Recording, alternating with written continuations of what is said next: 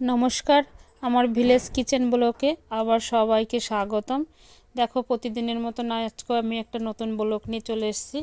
দেখো, ঘুম থেকে উঠোন ঘর ঝাড় দিয়ে, কারণ পাটা একটু ব্যথা ব্যথা লাগছিল, তাই রাস্তাতে দেখো হেঁটে বেড়াচ্ছি। কারণ সকালে একটু কুয়াশা কুয়াশা ভাবও আছে, তাই দেখো সকাল সকালে একটু রাস্তা দিয়ে হেঁটে বেড়াচ্ছি, পুরো রাস্তা দিয়েই হাঁটছি। আর আমার ছোটো মেয়ে বড় মেয়ে সবাই ঘরেই আছে। আমি এখান দিয়ে রাস্তা দিয়ে এপাশ আর ওপাশ করে পাচ্ছি, বেশি একটা লোকজন নেই। আর দেখো, আমার ছোটো মেয়ে চিৎকার করছিল দেখে বড় মেয়ে বাড়ি বসে ম্যাগি বানিয়েছে, আর ও ম্যাগি খেতে বসছে, আর আমি বিড়ির কুলো নিয়ে বসছি। বই পড়তে বসছে, কি বিড়ির কুলো বই রেখে আগে ম্যাগি খাচ্ছে। ম্যাগি খাওয়া নিয়ে বায়না শুরু করেছে। দেখো ম্যাগি খাচ্ছে, ম্যাগি খেতে খেতে আমি এদিক দিয়ে সিদ্ধ ভাত রান্নাও করে নিলাম। সিদ্ধ ভাত রান্না করে দেখো আমি খেতে বসে গেছি। আমি একা না, আমরা চারজনই খেতে বসছি সিদ্ধ ভাত। দেখো ছোটো মেয়ে ভাত রেখে আবার কোথায় দৌড় দিল, দৌড় দিয়ে উঠে আবার এসে খেতে বসেছে। ছোটো মেয়েটা একটু দুষ্টুমিও করে, খেতেও চায় না। আর দেখো এদিক দিয়ে আমার খাওয়া দাওয়া প্রায় হয়ে আসছে। খাওয়া দাওয়া প্রায় হয়ে আসলে তারপরে আমি অন্য কাজে যাব। আজকে আমি বিড়ি ভরতে যাব, হ্যাঁ সেটাই ভেবে রেখেছি, বিড়ি ভরতে যেতে হবে।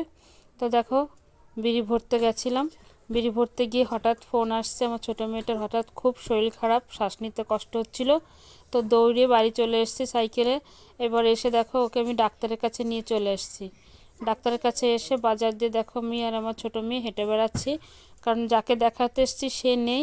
তো বলছে, ছোটো মেয়েটা বলছে চলো একটু ওই মাঠের দিকে যাব মাঠ দেখতে, তাই ওকে নিয়ে আমি একটু মাঠ দেখতে যাচ্ছি।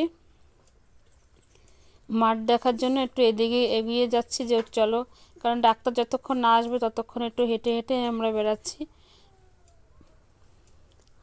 দেখো এদিকে হেঁটে আস্তে আস্তে একটা দোকান দেখলো, সেখানে একটা ভেজলিন দেখেছে, ওই যে লাল লাল কৌটোর ভিতরে আছে দেখো। এখন আমাকে ওটাও কিনে দিতে হবে। এবার সেটাও কিনে দেওয়ার জন্য একটা দোকানে দাঁড়িয়ে পড়লাম ভেজলিনটা নেওয়ার জন্য। দেখো একটা কাকিমার কাছ থেকে একটা ভেজলিন নিয়ে নিলাম। ভেজলিন নিয়ে আবার ফেরত চলে আসছি সেই ওষুধের দোকানে। ওষুধের দোকানে দেখছি সেই দাদাটা আসছে কিনা, তার জন্য আবার আমরা সেই দোকানের দিকে ফেরত যাচ্ছি।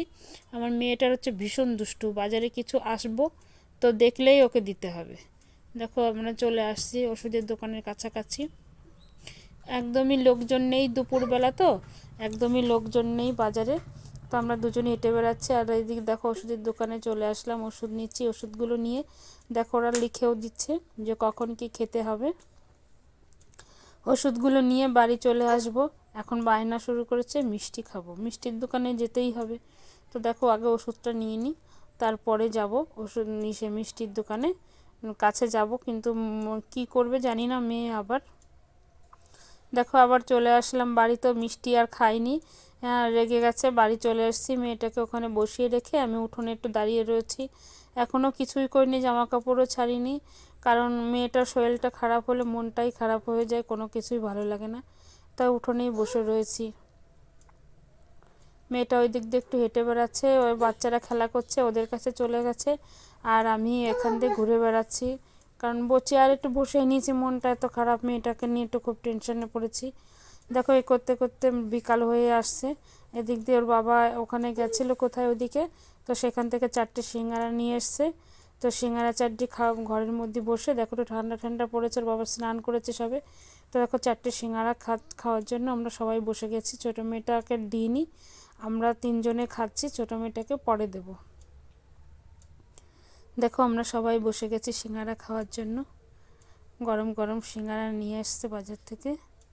তো আজকে বেশি একটা ব্লগ আর বানাতে পারবো না, কারণ মেয়েটার শরীরটা ভালো না, তো তাই জন্য আমার ব্লগ